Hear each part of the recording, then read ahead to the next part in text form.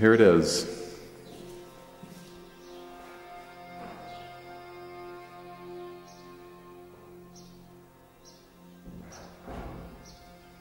You know, it's been about a week, maybe a little more, 10 days or 2 weeks, and moving in had to happen over stages. So I lived in the cave with all the furniture for a few days, and then gradually we were able to do those final touches, which actually took the most time. It was the cleaning of the tile, the putting in of the doors, cleaning the stone.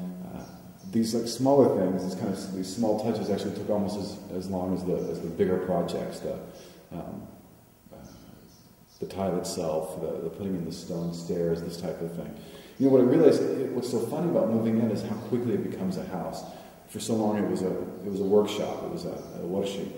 And now, within days, it actually became a house, and it felt as a house. And I have to say, I find myself just in these past couple of weeks finding things that almost kind of enchant you or entrance you in a way. And, you know, I find myself staring at the stone in some ways, or looking at the tile, or even noticing the paint and how those colors come together. There is, I don't want to exaggerate it or anything, but there is a symphony sometimes in how these disparate elements join together, how they intersect. And I've already picked out favorite places in the house.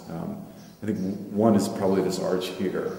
But not only the arch itself, I think the arch is pretty. And again, it's something we've talked about in the past, is how something so utilitarian in a way, stone, which back then was the equivalent of concrete, something so utilitarian that becomes so beautiful. So the arch itself is stunning now, but 100 years ago when the house was built, it was something very practical. You know, this was probably never inhabited. I think in the history of the house, it was originally used to store coal or keep chickens.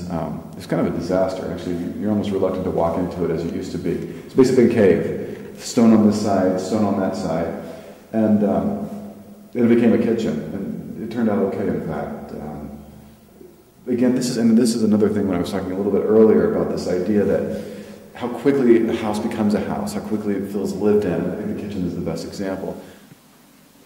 The tile, it's playful, I think, in a way. It changes shape, it changes pattern, depending on the perspective.